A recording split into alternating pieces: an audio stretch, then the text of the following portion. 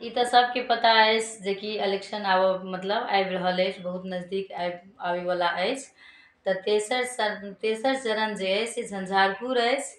आर दोसर जे छै पाँचिम से मधुबनी अछि, जे कि डेट अइ 20 तारीख 20 मई के मतलब।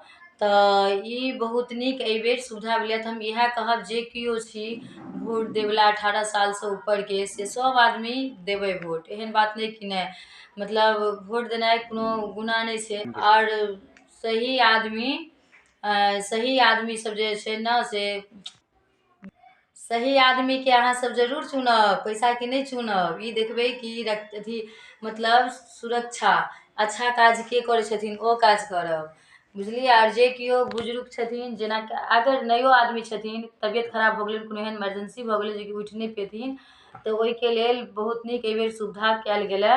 जे कि 105 या 1905 नंबर पर कॉल कऽ देबै, अहाँके घरे पर में आबि जेतै।